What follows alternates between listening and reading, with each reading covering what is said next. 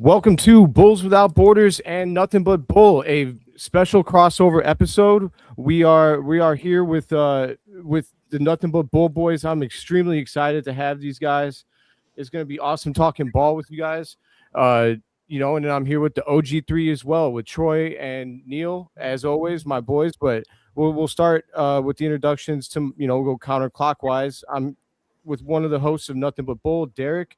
How you doing, big dog? I'm doing great, man. Like I said, a little tired. Got in around 7 a.m. this morning Eastern time from driving back from Chicago. But hey, we're here, ready to talk about some Bulls. So always hype.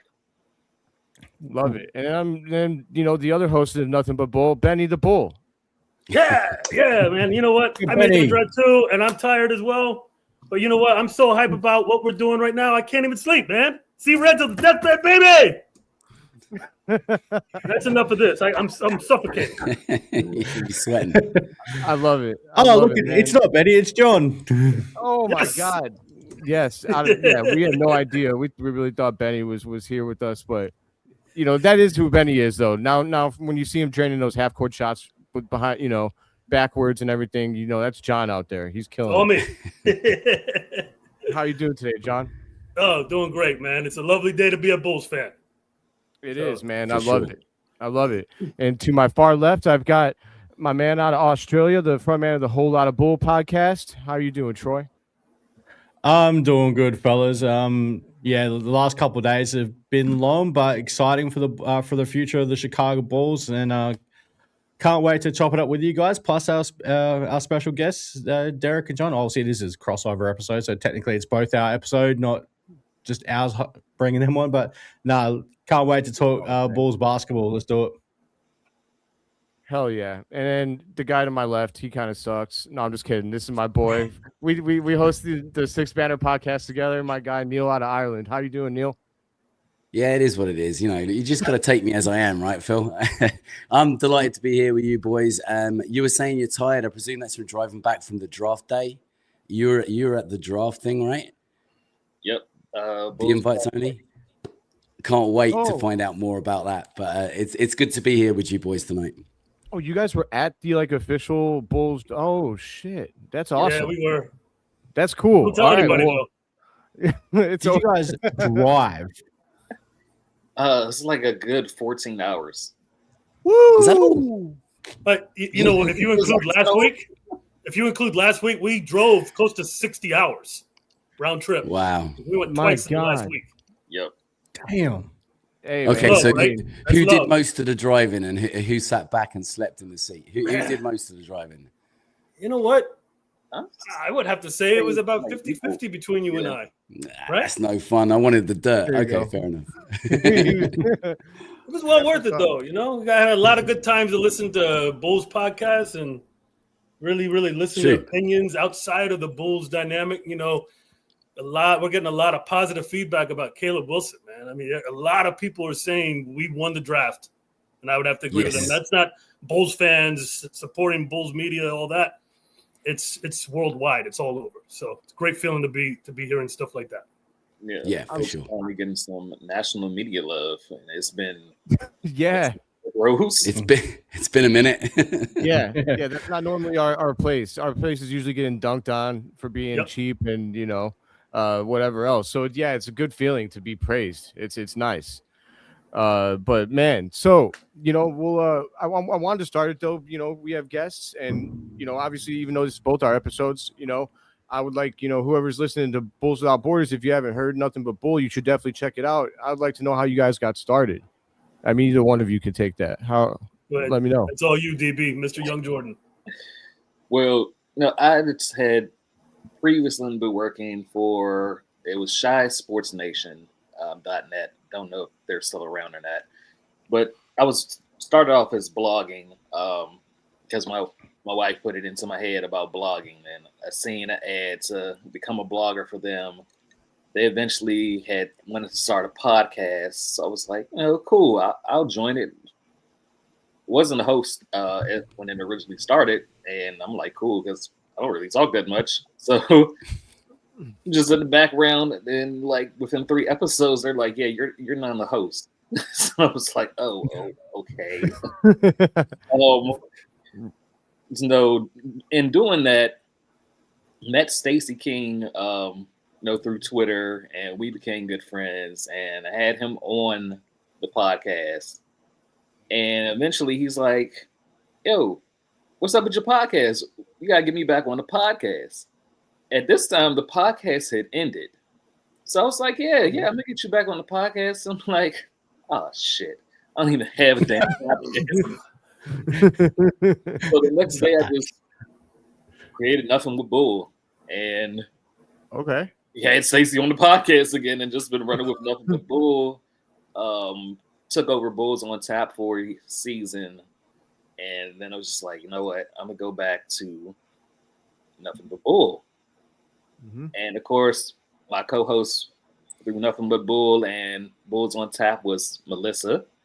Her schedule became very busy to where she wasn't going to be able to actively watch the games the way that she wanted to be able to participate in the podcast. So the original thought was I was just going to do it by myself. But then texting John, he's like, "Yeah, you should do the first episode for the draft lottery." I was like, yeah, that's cool. He was like, "You could probably get Matt or Big Dave to come on with you." I was like, "No, actually, you should come on with me." And as we're setting up for this podcast, I'm texting him like, you should really be like the co-host, and we can be like the Bulls Bros.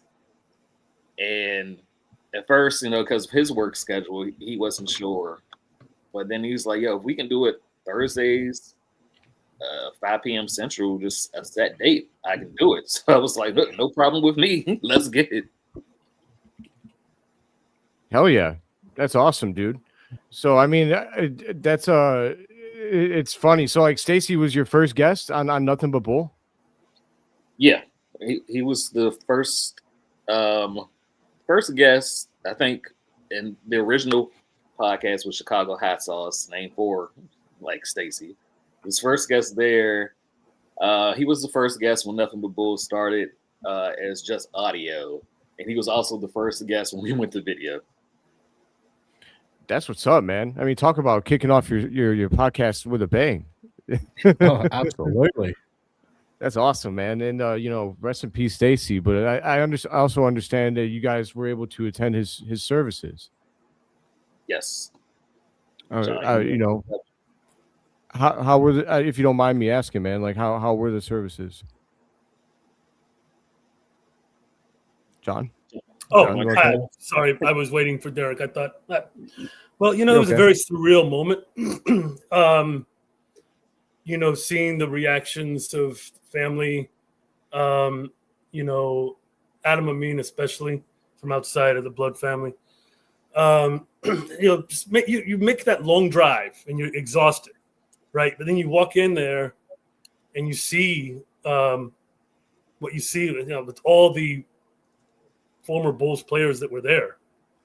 A lot of Stacey's teammates from the 91 championship team were there.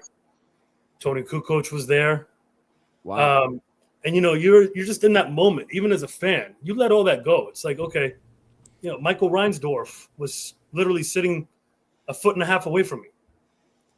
But you're in that mode, like the fan comes out. It's like there's no fan in you at that moment. You're just like, you're there. Yeah. You're a part of. You're collabing with everybody. And dedicating Stacey's life. He meant a lot to a lot of people. And it was just a weird thing because as a fan, normally you would go up and try to talk to these people. Some would try to get an autograph maybe, but in that moment, it's just everybody's just an individual, a person, human being. It's there to pay respects to Stacey. So it was a very well done service. Big thank you, especially to Brandon King, aka Muffin Baby. Right, because he's the one that reached out and invited us, and it was very short notice, obviously, so we had to make the road trip, and it was well worth it. But I'm sure there's something else to cover other than that, but that's what I gained most from it. And Derek, if you have something else to add. Yeah, I mean, it was a beautiful service. Stacy obviously touched a lot of people's lives. Just doing what he was doing and waiting after the games, taking pictures with fans, talking to them, giving autographs. He was larger than life. Like John said, shout out to Muffin Baby. Also, Garrett and Eric, Brandon's wife, Gladys, Stacy's brother, Daryl. Like, they all gave great eulogies. Of course, our brother Adam. I know he's really taking it hard. I can imagine. Yeah. But, it was a great celebration. The pastor did a good job. All the flower arrangements were really nice. I know the Bulls helped set up some of that stuff. And in true Stacy fashion, once the casket was loaded in the hearse and it started to drive off, whoop, there it is, started playing. I love that. I love that. I mean, yeah, like you said, in true Stacy fashion, man. Like I wouldn't be surprised if that was in his will. Yeah, it would not shock me. a joker to the last. I love it. I know Neil was actually one of those people that had the pleasure of meeting Stacy. I mean, I did, yeah, myself. That, Neil. Yeah, myself and my daughter when we were over for a game. Actually, I met Briscoe when we were over there at that time as well. And yeah, we got our few minutes of conversation with Stacy, and he was so generous with his time and so personable, and took the time to have a separate individual conversation with my daughter. She's 14, so she didn't really know who Stacey King was, the player. She only knew him from listening to the games and calling the games with Adam. And she just walked away absolutely in love with this guy, this big character that was able to take a few minutes out of his time to give to her and to give to me. And, stuff like that sticks. And he signed her top and she's still bugging me. I said this on our pod, but she's still bugging me to put it into a frame and put it up on the wall. And even more so now that he's passed on. So, it's great to have been able to have that few minutes of time with him. And he's just infectious. He's an infectious person, as Derek and John as well. So it's nice to have that. And he will live on. He's a legend. He was a legend on the floor, and he was a legend sitting on the sideline. And he's left us with such a legacy of calls and nicknames and quotes that will be forevermore part of the Chicago Bulls history going forward as well. Yeah, definitely. Absolutely, man. Yeah, I mean, there's no one that can replace Stacey. I feel bad for whoever they're gonna have to hire, to be honest with you. It's a tough job. Very tough. Yeah, it's not gonna be any joke, but I mean, I hope I hope Stacey's able, obviously I believe he'll be able to watch what's going on with the Bulls. I know he wanted Caleb Wilson, if I'm not mistaken. And so it's gonna be awesome. He's gonna have a front row seat, man. I mean, now he doesn't have to do a job. He gets to just enjoy the game. So True. But all right, so there's no pleasant way to kind of cross over or to change subjects, but let's talk NBA draft, because the Bulls just changed their franchise, man. I mean, with those two first round picks, I mean, this is really going to define Bryson Graham's, his tenure with the Bulls. What happens, especially with Caleb Wilson. I mean, Dalen Swain obviously is going to be a big part of this as the 15th pick, but Caleb Wilson, his, how his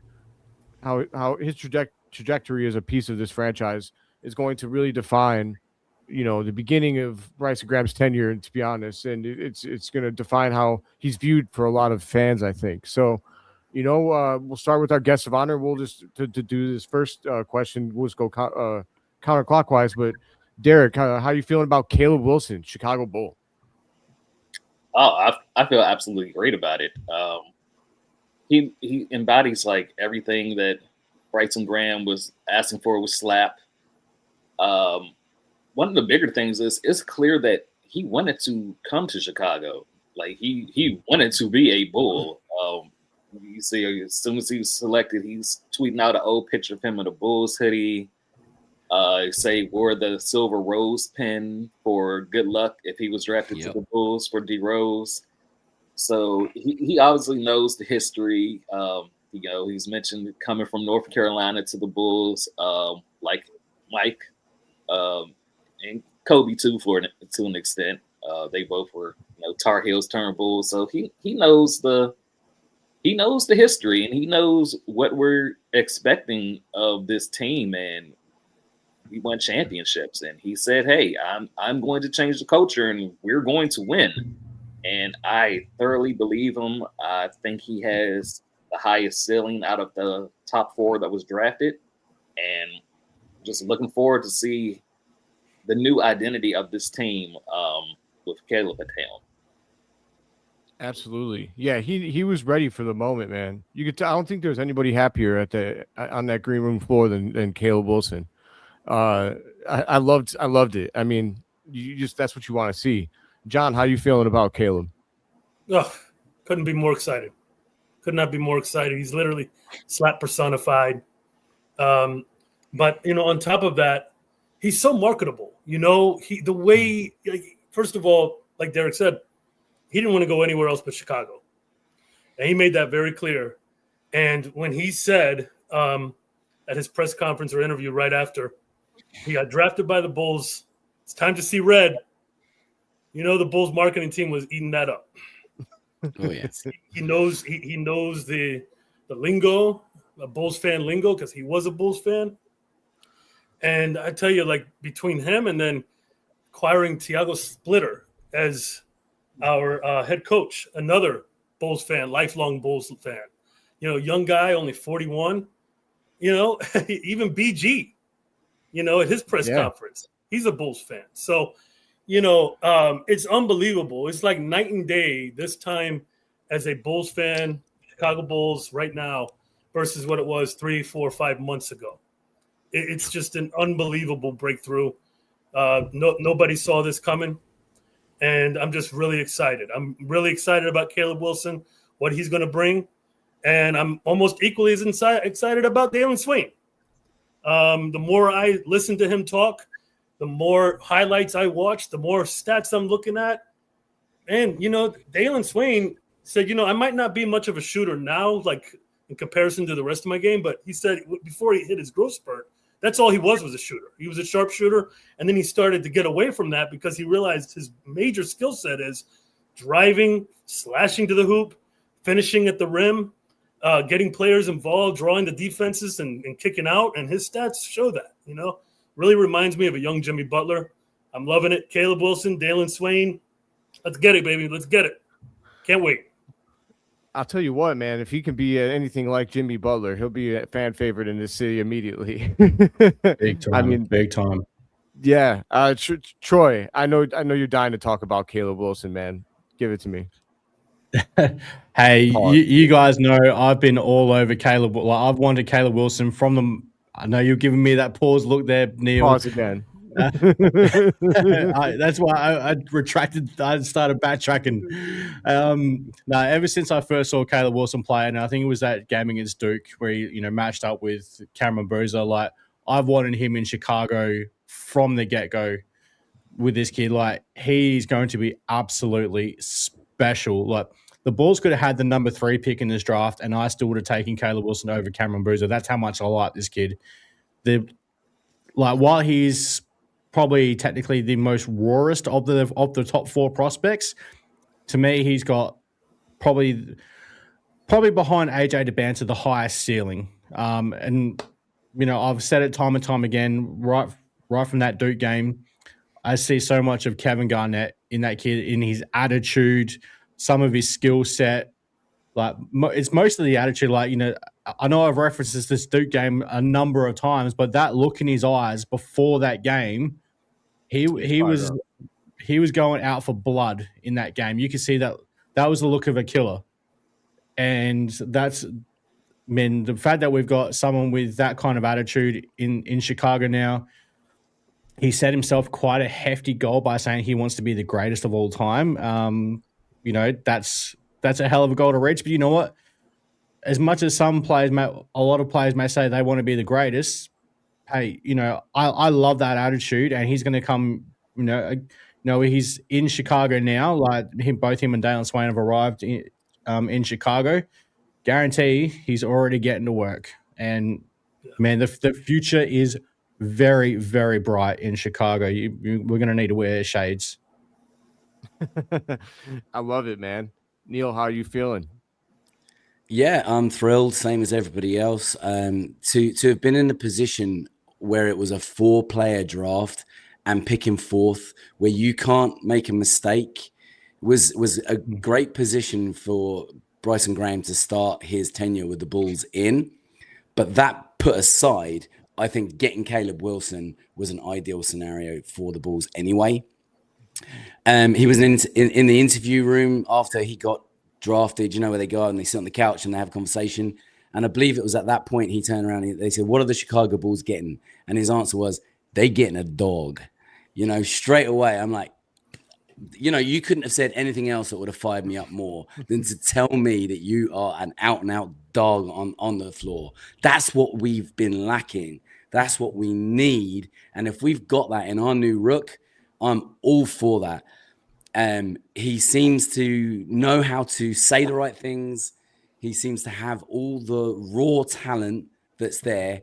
If he can put all that up and put that all together in a big old bundle and work for Tiago Splitter the way Tiago Splitter will expect him to work, there's big, bright things for this team and for Caleb Wilson going forward as a Chicago Bull. Yeah, man. I mean, I just love it. I think Kenny Beecham put out, like, he had messaged Caleb, like, I think it was in May, and he did, like, he sent him the video of, like, Scotty, when Scotty was trying to get MJ to come back to the Bulls when he was playing baseball, you know, that you know, that meme shows like him the shoe.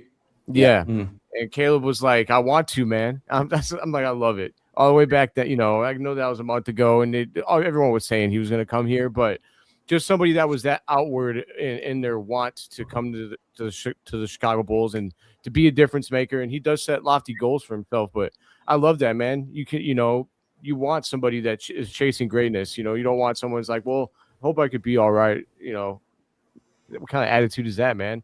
You know, we want somebody that's going to get after it, who's going to really, you know, chase greatness and try to personify that. I think him and Buzelis are going to be such a fun duo together, man. They're going to be wrecking fools, man. Get up or get out the way. I mean, people are going to get put on a poster machine a lot this upcoming season. Oh, yeah, yes, sir. Yep. It's going to be fun, so much fun. But what's that? You got something, Troy? Oh, it's just like as soon as you said poster machine, I'm just like, oh, Stacy. Like, where's his poster machine? He's gonna be going off though, man. I mean, he's gonna be commentating for everyone in the afterlife, bro. So they're gonna be listening to it. Just to quickly roll it back to Stacy a little bit. Like, also, I know whoever steps into that role, because there's no, as we all said, there's no replacing Stacy. We're also not expecting him to use Stacy-isms, like, you know, give me the hot sauce and all that. But I hope all that stuff lives on within Bulls Nation. We all can continue to use those Stacey King sayings in our own fandom, in our own way. Like, Derek, I know you, like both Derek and John, I know both you guys absolutely will. I mean, I know there's going to be times where I'm on the couch watching these Bulls games and something's going to happen and I'm going to go like, oh, you know, put him in a spin cycle, your watching's done. Like, anything like that. Like, well, I hope Bulls Nation continues on the Stacey King sayings. I really do. Well, you know that the Chicago Bulls PR team is absolutely stellar, right? They are a fantastic group. And they put together some really good things for this Bulls team and its fans over the years, even when we were shite. And they still managed to keep you interested, right? I have absolute faith that they will put together something that Stacey lives on in every Bulls game going forward. I think they'll put together some sort of a VT at the game or something that can be played so that some of those, as you say, Stacey-isms can live on. I genuinely think there'll be something. I think I don't see how they can't be. I mean, I really feel like they're just gonna live on forever. They're too memorable, man. They're too memorable. Absolutely. Like Yeah, we're all after gonna the be using Bulls them. win, you got to have the drive home safety Chicago beep beep. That's got to play like UC speakers. Every win at the UC. That's a must. Yeah, man. Yeah, like I don't know how that works, but like I mean that could also be a way to keep supporting the King family. I'm sure like they could do some sort of deal where they're able to use his likeness and still I would still love to hear that. It could be just a straight cutout of Stacy's voice, man. Yeah. Drive home safely. Beep beep. Especially because I think we're gonna hear that more. I mean, maybe not this year, right? It might be a work in progress, but I think coming up soon, there's gonna be a lot more winning than we've been accustomed to. I'm dying for a 500 season. I'm dying for it, man. It's killing me. But it's in the future. It is in our future. I think so. Let's talk a little Dalen Swain though. I was a Dalen Swain guy going through this draft. It was I said it all the way back. I looked at my Twitter. It was May 21st is when I was like looking at him, studying him a little bit. I was like, I like this dude. I think he could play ball. Derek, I'd like to know how do you feel about Dalen Swain, and do you think what do you think his role is going to be first year? Because obviously we have that opening as shooting guard, but some people think because he needs to work on his shot, he maybe shouldn't be starting there. What do you think his role will be, and how do you feel about the pick in general? I felt absolutely great about the pick. Like Troy said, they had to just throw these shades on because the Bulls' future is so bright. I love it. But yeah, I've seen a lot of like through Bulls Nation. It was Cameron Carr. I was cool with Cameron Carr. I'm like, okay, he can shoot. But I've also seen people bring up Swain. So I was like, when the pick came through, and me and John were talking, I was making a graphic for like Cam Carr, and I was like, oh, that's not our pick. And John starts kind of like losing his shit. I'm like, hey, we're good. We are good. Trust me. Oh, again, another guy that embodies slap. Like he does. I know, people are saying, well, he can't really shoot, but that's like one of the easiest things you can teach. All you need is a good like shooting coach, and his mechanics are already good. It's not like his shot is ugly or broken. He has good mechanics, but I think the most interesting thing is like he was like the top at getting his own shot in NCAA. And great isolation player. Yeah, we need somebody that can just go out there and get you a bucket. It may, it's not pull up jumpers, but he knows how to get to the rim. He's crafty. He can get down low, which is going to have the defense off base. And when you got a point guard like Josh Giddey, that's feeding him easy shots. Like he doesn't need to be a knockdown shooter at the very moment to be the starting shooting guard. One, because the Bulls aren't competing next year. We're setting a foundation in place and getting this identity. And he's a good defender. He's a great rebounder. Like I say, he can get shots, his own shots in isolation. And we need somebody that can break down defenders. And he's a good playmaker as well. So, he could break down a defender, kick it out to Josh. Josh could swing it around somewhere else. Modest and Caleb are always going to be slashing on the attack. I'm not worried about the offense, and I believe Bryson Graham said that where he's like, I'm not really worried about the shooting. We're setting a foundation right now. Like, and we still have $32 million in cap space to where we can get shooting. And I've seen like the Bulls have been starting to pick up some undrafted guys that are pretty much known for shooting. So I like the pick. I'm excited to see how this goes. And if you do have him starting at the 2 guard, we have a very tall starting lineup. Yeah. Yes, we do. Yeah. And athletic, man. No more small ball. Yeah, no more Billy Small ball. Yeah. Exactly. And I mean, the switchability between all 5 players is going to be excellent. That's something, and we'll talk about Claxton too, because that's happened since we had our last show. We'll go to him after this, but I think there's a lot to like, and I have no problem with starting him personally, and just letting him get minutes, just let him gain his experience on the floor. I've always been a fan of that. I know Billy didn't believe in that, but Billy, you're not here no more, so we'll see what's gonna happen with Tiago, but I'm excited, man. John, I know you spoke a little on Swain, but did you have anything else on how you feel about him? I've got a lot more else. The one thing that I will say, he's improving. From freshman year to sophomore to junior, his 3-point percentage has gone up from 15 to 25 to 34%. Good point. And his junior year, he shot 32 for 93. So the trajectory is going up. That's all you can ask for. He's going to continue to improve. Where his role is this coming year is impossible to know at this time. Maybe in September, October, we'll know. But this BG is not done making moves. He's got $32 million of cap space to play around with, and he's going to make a lot more moves. So we have no idea what this team's going to look like at the start of training camp. But what I think he will provide us long term, he's going to be that guy that can facilitate, drive to the hoop, slash in, get free throw shooting opportunities. He's a good free throw shooter. He's just, great rebounder, defender. He's going to be a jack of all trades. So, again, very excited about this pick. Yeah, he led Texas in points, rebounds, and assists. So I think it's exciting to see, like, if you stick that guy, and steals. If you put him next to Giddey, there's somebody else who fills up the stat sheet the same way. I think that could be a really interesting duo. Troy, I know that Cameron Carr was your guy, but talk to me on Dalen Swain. Cameron Carr was definitely my guy at pick 15 for the Bulls. And I didn't have Dalen Swain in my top 5 on my own personal board. I had some other players there that even dropped even further, like Chris Nat Jr. went 27 to Boston. So, hey, one thing I'll always say is that I'm always happy to be wrong for the right reasons.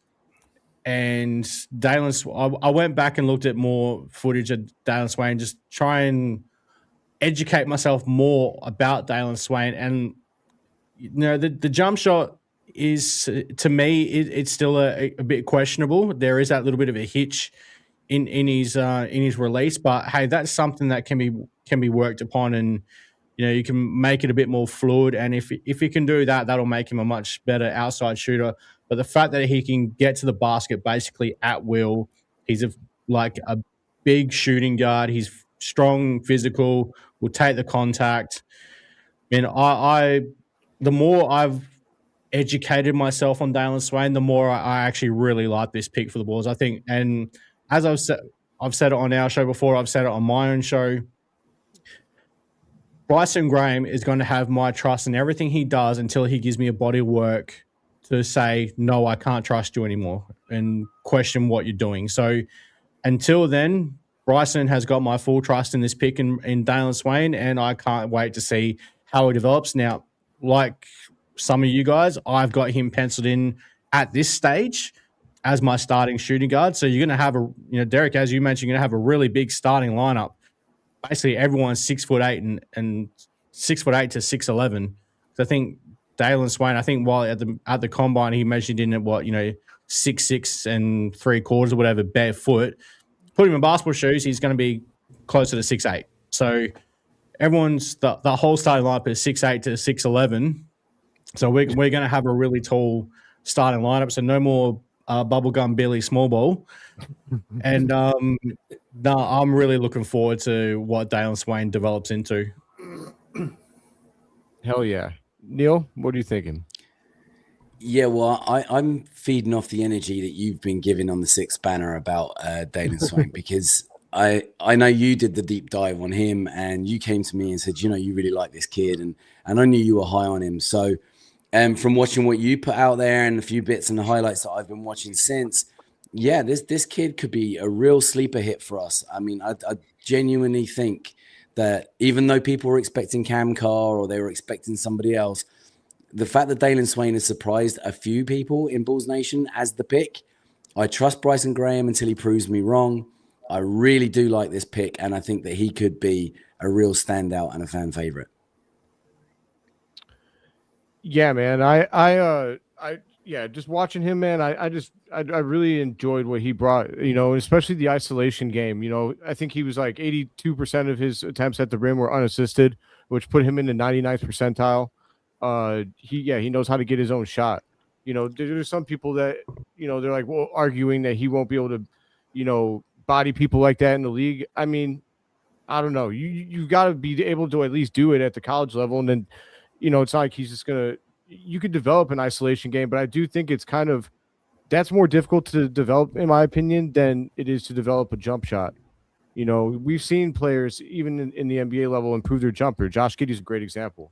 So I think that he'll be able to iron it out, and he did shoot I think 40% on uncontested catch and shoot threes, and so I imagine he's going to get those from Giddey.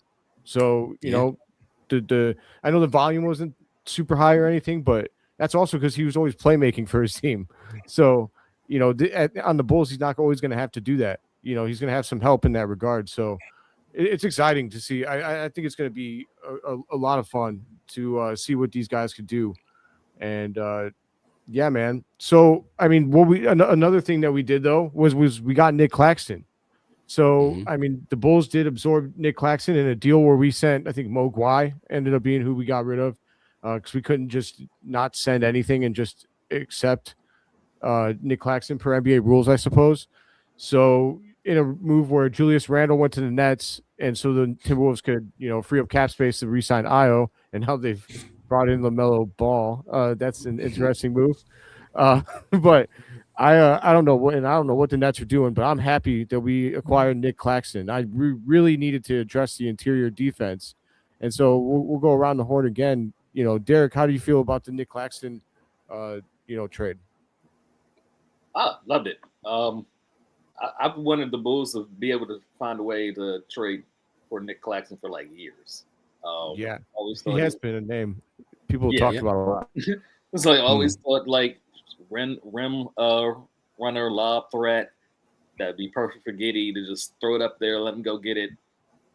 I know people are like, well, he's declined a little bit. I'm like, well, he was playing for the Nets. And the Nets were not trying to win anything. And, I don't know, a lot of people were like, oh, you got to tank. You got to tank. That's how you – well, the NBA eliminated that. So you're not going to try to tank anymore because you don't want to be in that bottom three. But just tanking, it kind of – messes up a player's drive and motivation. So to go to a new team where, hey, don't worry about tanking, go out there, play your game. I think that's going to do a lot for Claxton's game. He's never played with a point guard like Giddey before. I think that's just going to elevate him back to that level to where Bulls Nation was clamoring for him for the past few years.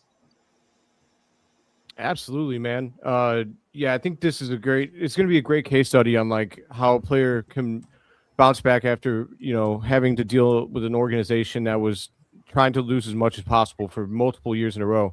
And his best seasons came with Tiago Splitter as a Nets assistant too. Yep. So, John, how you feeling about Claxton? Oh, I'm very stoked about Claxton. You can ask Derek. We've exchanged this many times, especially if we were watching Bulls Nets. He's literally the guy we need. He's the anti-Vucevic. He's literally the opposite of what Vucevic was. Yes, and exactly what we were looking for. A rim protector, a guy that can play pick and roll, not pick and pop, but pick and roll, going to the hoop on alley-oops. It's going to be a beautiful thing to watch with Josh Giddey. He doesn't shoot threes. I don't care. We're going back. We're going out of that small ball, three-point shooting Golden State Warriors mode, and we're changing as the league. So I don't feel like that's as necessary as it's needed to be. I think he's the perfect fit for what we need, and I just cannot wait to see that front court of Modis, Wilson, and then oh man, I'm getting mixed up here. You good? Yeah, Claxton. Sorry. Claxton. Thank you very much. So Yes, sir. definitely. definitely excited about it. Hell yeah, I love it. Troy, how you feel about Nick Claxton? Also, I'd Yeah, like to. I'm gonna ask you too. Like, do you think there's been some talk out there that Jalen Smith is? Some people think that he's superior to Nick Claxton. I mean, how do you feel about that? Man, look, is Jalen Smith a superior shooter than Nick Claxton? Absolutely. But that's probably about it at this stage. Like Nick Claxton, as both Derek and John have said, he's going to be a player that fits in quite well with Josh Giddey. The pick and rolls, the rim running lob threat. I mean, Josh Giddey getting out running the fast break. You're going to have Mars Bazelis one side, Caleb Wilson the other. You're going to have Nick Claxton trailing down as well. Like it's going to be like Chicago, the Windy City is going to be the new Lob City, and like fine. Can Nick Claxton shoot? Absolutely not. Guess what? I don't give a shit. I want my center down doing the. I want the center for this team doing basically exactly what Nick Claxton is going to do. He's going to get up there. He's going to rebound. He's going to block shots. He's going to get out and run in transition. And then I had another thought there, which I've completely blanked on. But like, I really like this addition of Nick Claxton as well. And yeah, it's gonna be a fun team. Like we're gonna be one of those favorite league pass teams this coming season, that's for sure. But yeah, Josh Giddey. Getting back to the whole Giddey Nick Claxton thing, is like this is also the type of center that Josh Giddey actually needs himself on the defensive aspect, because he's going to have a shot blocker, rim protector behind him. And the beauty of what Bryson Graham is also doing with the rest of this, quote unquote starting lineup as it is, like Dalen Swain, Martis Bazelis, Caleb Wilson, Nick Claxton, it's more of a defensive minded lineup. And this is going to be what this team is going to be about under Bryson and Tiago Splitter. This is going to be a defensive minded team first. Yeah. The offense will take care of itself. We got Josh Giddey to turn into Magic Giddey. Shout outs, our boy Stacey. And like, man, it's going to be fun. But yeah, this is how you put a defensive lineup, quote unquote, around Josh Giddey. It's a good point. Neil, what are you thinking about the Claxton acquisition? I think that this is a coach's decision. Nobody will convince me otherwise. Tiago Splitter went to Bryson Graham and said, forget Walker Kessler, he's going to cost you too much money. Forget Williams, yeah, we don't have time for that shit. We need to go out and get Nick Claxton. And Bryson Graham went and got it done. I genuinely think that this is a request on the part of Tiago Splitter, because he's worked with him before and he knows what he can get out of him. Like you said, he was playing for the Nets, and a Nets team that was basically just a fucking black hole, right? No player is going to thrive in that environment. Nick Claxton will come to the Chicago Bulls and he will thrive in Chicago. He will fit in with this system, this Tiago Splitter system, so well around a player like Josh Giddey that, like you say, we're going to see Lob City, we're going to see fast breaks. The other thing as well, with the way that he can protect the rim a little bit, which is something we haven't seen in Chicago since probably Joakim Noah. Now that we can protect the rim a little bit, it's forcing teams to shoot from a little bit further back, which means the rebounds are going to come out further from the rim because, trajectory, it's math, it's science. And that means that a player like Josh Giddey, who is a point guard who can rebound, is going to turn it into a very quick transition fast break.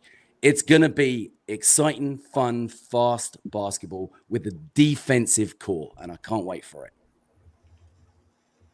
Yeah, man. I really feel like overall, Nick Claxton is a great answer to what the Bulls needed. They needed to address the interior defense and to not give up anything. It felt like a valid attempt, and he's only on a 2-year contract. It's descending, $23 million this year and $21 million next year. It's not much at all, and it gives you time. And if he can rebound to his old form, you can bring him back. If not, you have a couple of years here before you have to find him a replacement. So right. I'm really excited. I mean, do you guys have, I don't know if you guys do, we didn't talk about this. Like, do you guys have any people on your wish list in free agency?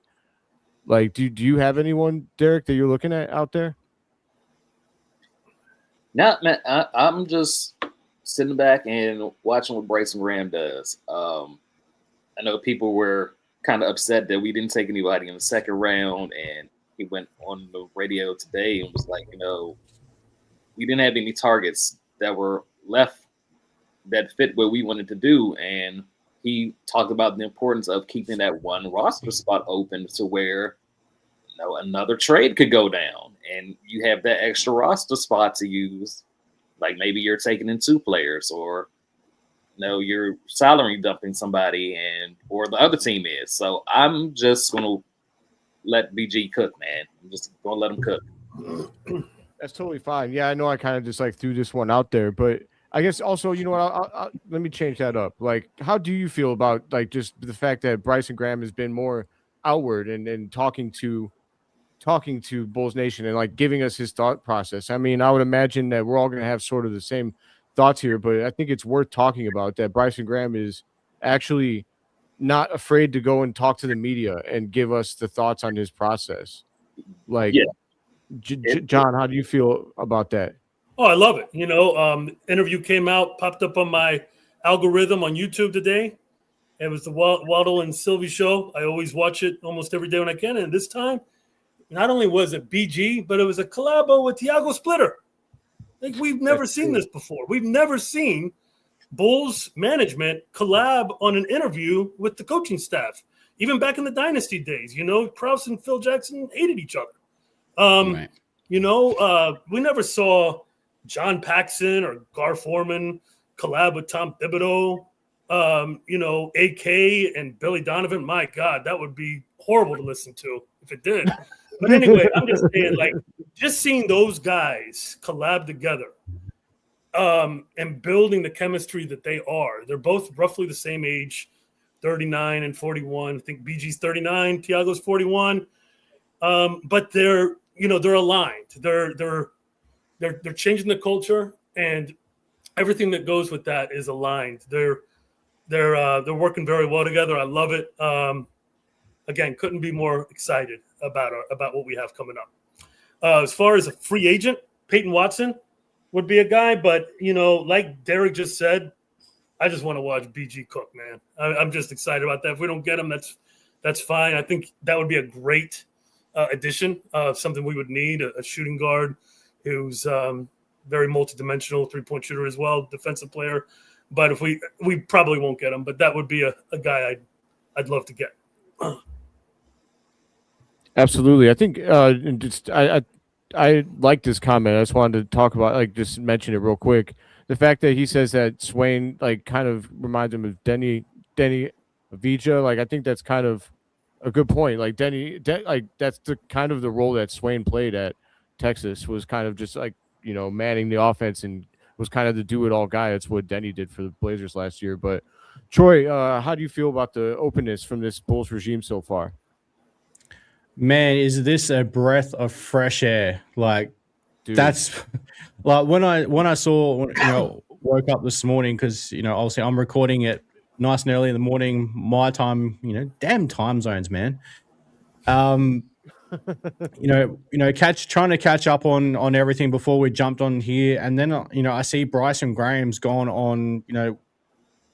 I'm not familiar with the Chicago radio stations and all that, but to see him doing that interview, and it's like, wow, like we actually have a front office person who's willing to go into the media and speak about the thought process behind it. Now, there was a lot of Bulls fans losing their absolute friggin' minds when they sold the 2 second-round picks. And I can understand there is a bit of PTSD behind it, because, cash considerations has been a thing with Chicago Bulls. But yeah. My immediate thought was, what if there was no one left on the board that they genuinely liked? I mean, obviously, we can bring up Henry Vassar, and that would have been a good selection as well, but maybe he wasn't on their board. And my personal favorite, that the pick 38, was Trevon Brazil, and he went to Denver at 35. So maybe, potentially that was the last guy on their board that they liked at 38, and gone, you know what? Let's, as he explained it, let's see what we can do to put these picks into the future, which is what he did. And hey, brought in a little bit of extra cash with it.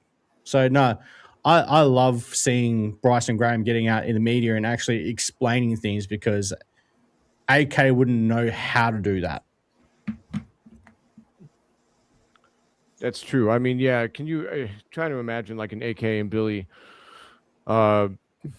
conference call? It's like that would have been brutal. But I guess I'm I see getting why they headache didn't. thinking about it. Thanks, Phil. I mean, I guess I see why they didn't do it. But Neil, what are your thoughts on the new regime? I love what we're seeing. Yeah, initially when I was watching the second round, I was a little bit like, well, are we not just going to do anything? But the more I thought about it, I was like, well, you don't just take a player for the sake of taking a player. And if there's nobody there that you don't like, maybe they didn't want to like chunk up the whole roster with rookies. Like, this is a starting team, and you don't want to bring in that level of minimal experience where it almost outweighs the experienced players, because you've got so many rookies. I mean, Noah Asenge is essentially a rookie too, right? So, I mean, yeah, you don't want to dilute the team to that extent. And I can see why that makes sense then, to try and pick up players in free agency who have a little bit of NBA experience already. It does make sense what they've done. And like, I mean, I actually wouldn't mind if they decided now to re-sign Colin Sexton if he wants to stay, and see how that works out. Because I think the way Caleb is talking, and we know the way Colin Sexton plays with a bit of dog in him as well. I'd like to see the two of them working together. I think that could be quite an interesting package too. We're gonna end up in fights. He does fit the SLAP acronym as well. Just needs to cut off that rat's tail. That's what I was waiting please. for. Don't let me in Chicago and at a Bulls tail. game while Colin Sexton is on the Bulls. If Colin Sexton remains on the Bulls roster, because I will follow him with a pair of scissors and snip that thing off. Oh yeah, it's got to go. It's got to go. Oh. I don't imagine that going extremely well for you, but I mean, you do. No. Not at all. I'll be stopped before I even get inside the UC. Yeah, but man, I guess we can talk about the second round too. Like, did you? I mean, you can give me your honest thoughts on it, because I think this is actually, we might get differing opinions here. Like, how do you feel? How did you feel about the way that they had approached the second round, Derek? I had no problem with it. If you see, like, through the whole second round, picks were getting swapped left and right for cash. So it wasn't the same guard packs, cash considerations. We're just going to get the money. We don't care about building this team. They made a trade. They got Cam Jones, who his rookie season was pretty bad, but his year before that at college, it showed some potential, and maybe he just wasn't a fit for the Pacers and what they were doing. I mean, they were tanking as well because of all their injuries. So you never know if he can come in and be able to be a rotational player here with the pieces that are already on the team. So I like that they were able to get a player as well as cash, and then they got the future swaps. So it wasn't just, hey, just give us cash, we don't care about these players. It showed a different mentality behind trading for some cash, which maybe it's used to help build out the rest of the coaching staff or the rest of BG's staff in the front office. And then for him, like guys said, for him to go on the radio and explain, which is a fresh breath of air from the previous regimes, to actually, say, no, we know what you guys are thinking. It's not that. This is why we did it. Trust us. We have a plan in motion. And as you guys said, you don't just select a player just to select a player. So I was perfectly fine with it. Yeah. John, did you have any feelings on all of that? I did, but let me answer this question real quick, Mr. Shea Ogunabi. Man, it's been a long time. Shea, We miss you in the group. We need you back, baby. We still bring you up, man. Shay for GM. We miss you, man. Come on back. Come on back, Shay. I follow your stuff. You're a prime contributor on Chicago Bulls Central. So, man, you've gone from Facebook, social media to YouTube, man. You really stepped it up. Anyway, what was the question? I saw Shay and I got really excited. You're all good, bro. Just the how we approach the second round. Well, I'll be honest. Initially, I was pretty upset. PTSD. A Bulls fan suffering through PTSD and hearing cash considerations. I got a little upset. Like, boy, Reinsdorf's back at it again. Cashing in instead of, but we got Toby Awaka. He was projected to go, low 50s. If he ends up working out, and he's probably going to be a G leaguer. But if he makes our team, brings elite rebounding, interior toughness, something we need. You can't have too much of that, right? And then Jalen Sellers, you got him as another option. He's very quick. Kind of reminds me of Rob Dillingham, honestly. And then I felt a whole lot better after listening to what BG had to say. So bottom line, there was really nobody left on the board that we felt worth picking up at that time, at that juncture in the draft. And, I think, he obviously continued to do his homework, worked all through the night, and they've made some other moves. So as for who we got with the 38th pick swap, he was a 38th pick last year. Yep. Back to what we were saying about Nick Claxton, he also played for a tanking team. They were trying to lose games just as much as the Nets were. He had a very rough rookie year. I think he averaged 4 points a game, 40% field goals, so low numbers.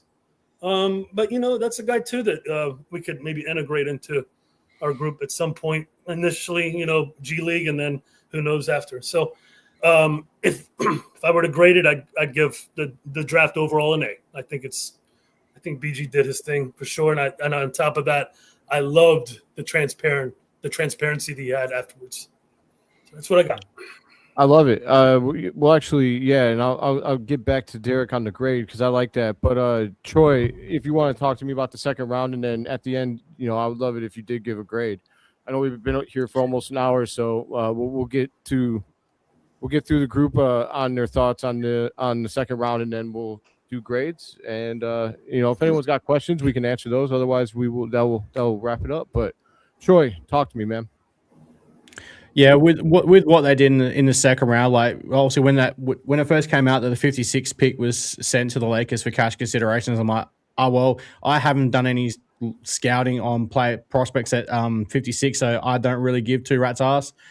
And missing out on I wanted Trevon Brazil. I'm not gonna lie, I wanted him, but Denver took him, and then Henry Vassar was my second favorite player in that pick. Now call it me being a North Carolina homer, cool. It is what it is, but we pass it. Ultimately, at the end of the day, moving on, like not doing anything in the second round, so you can do some stuff in the future with those, and then you've still got $32 million in cap space to play with this offseason.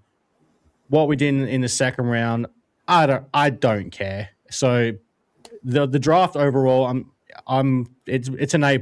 You walked away with your franchise altering future superstar. Plus, you got another guy who could, potentially become a star player as himself. Pair them up with Marcus Bazelis and Josh Giddey. The foundation has been set. The steel frame is up. I don't know if Derek and John, if you guys have ever seen any references I've made to building a house in comparison to like building a team. You got Caleb Wilson now. There's your concrete slab. You got Mars Bazelis and Josh Giddey. There's your steel frame. Now it's time to add the plasterboard and the tiles and the plumbing. We're rocking and rolling. Love it. Hell yeah. Neil? Yeah, just on the Henry Vassar thing, I don't think anybody else liked him very much because he just kept sliding and sliding and sliding. There must have been something about him.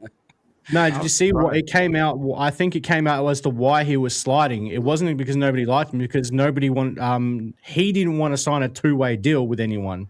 He wanted to. Actually. He wanted to stand an NBA contract, which is why he's the Lakers wanted him.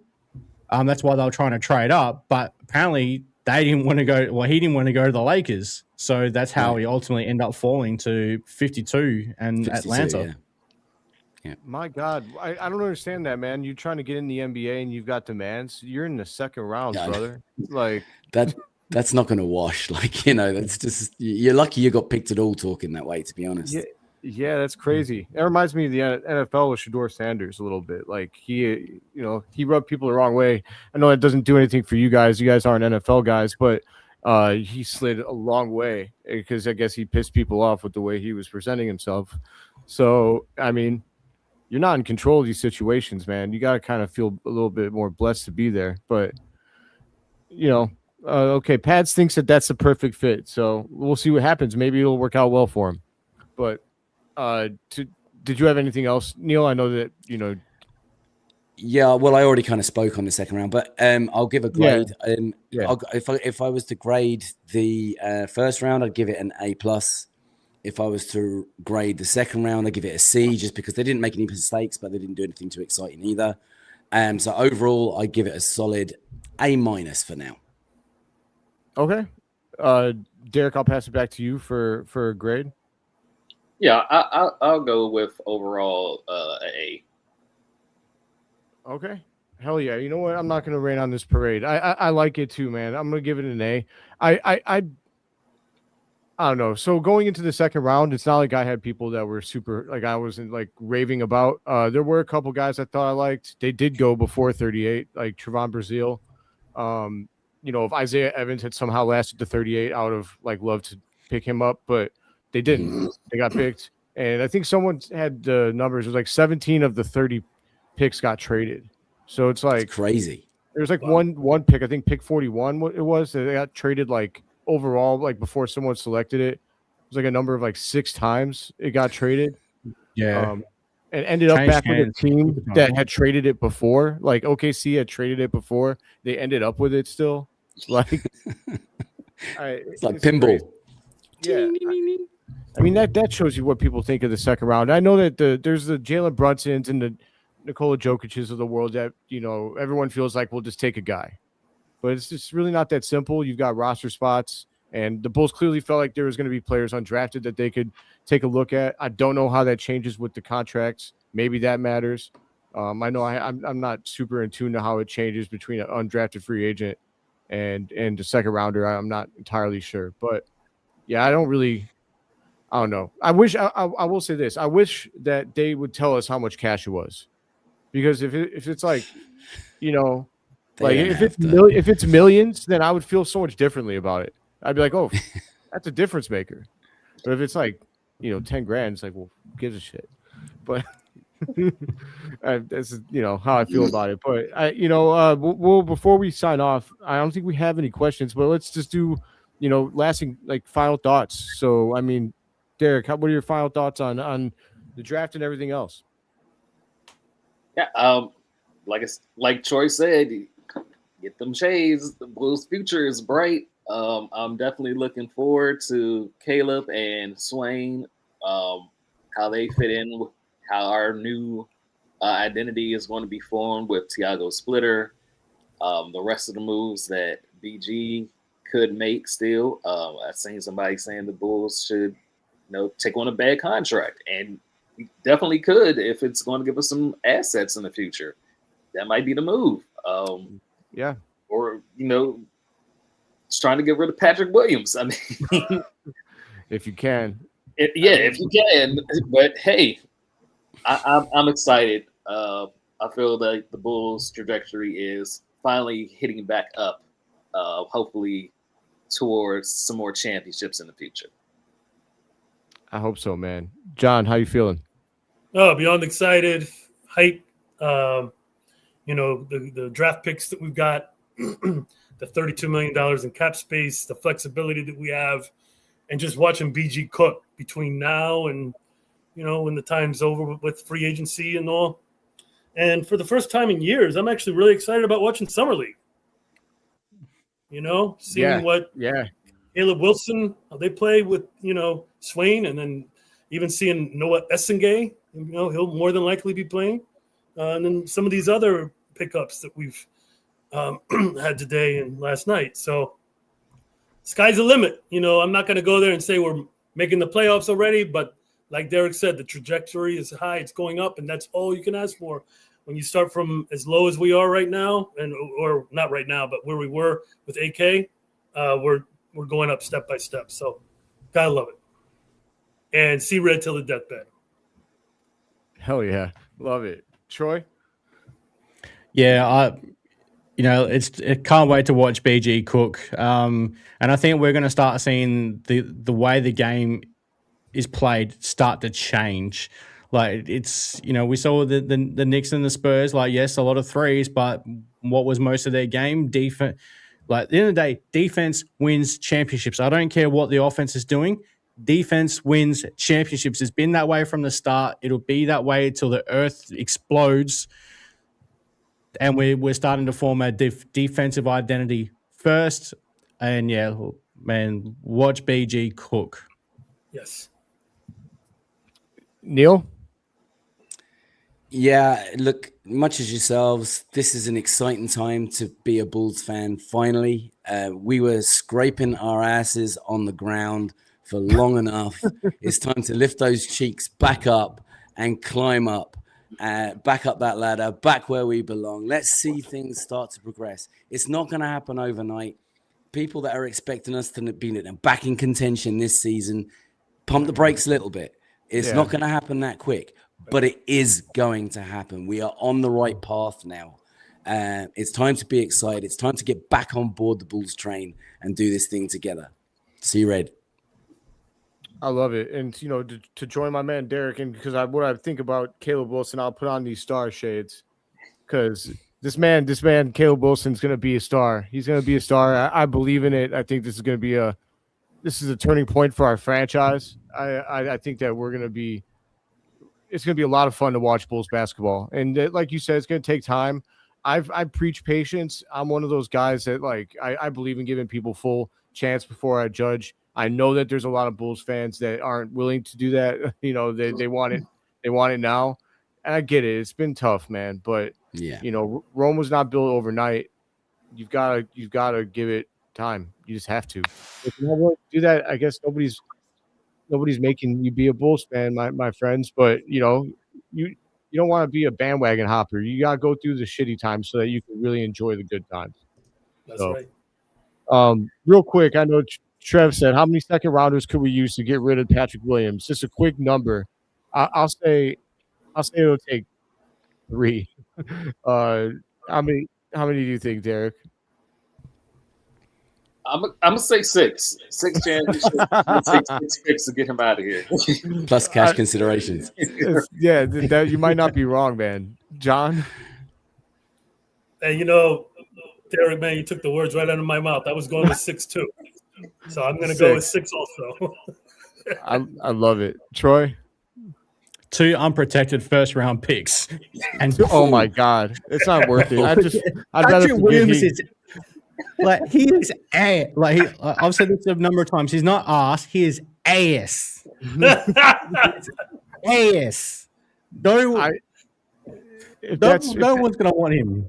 If that's what it takes, I would rather just forget he exists. Leave him on the end of the bench. Just let him sit on the end of the bench and be a towel boy. Yes. That's where I was going to go with it. Do you have a number though, Neil? No, I don't have a number. I've given enough blood, sweat, and tears to waiting for Patrick Williams to wake up. As far as I'm concerned, I do not want to give any more picks or anything that is an asset to this team up for Patrick Williams. Sit his ass down and slide it all the way to the other end of the bench and leave him there catching dust. He does not belong on the floor, but at the same time, I ain't paying him diddly squat or giving up diddly squat to get rid of him. He can just sit there now. That's fair. I will say, Tiago. What were you say, Derek? He used to be a flower boy for his mom's shop in North Carolina. You can put him out in the atrium selling Derrick Rose's roses. There you go. There you go. At least it's something positive. There you go. Yeah, I'll say this, Thiago Splitter, dude, if you want to be a fan favorite, just sit that man on the bench. If you start giving that man playing time, people are going to question you off the get-go. All right, just quickly on when it comes to Thiago and Patrick Williams, if Thiago can get some form of life out of Patrick Williams, build that man a statue. Yeah, right. That's facts. But all right, everybody. Well, before we sign off, make sure that you go over to Nothing But Bull, the YouTube channel. There is at Nothing But Bull on both YouTube and X, I believe. I think I know it is on YouTube. Is that on X as well? Yes.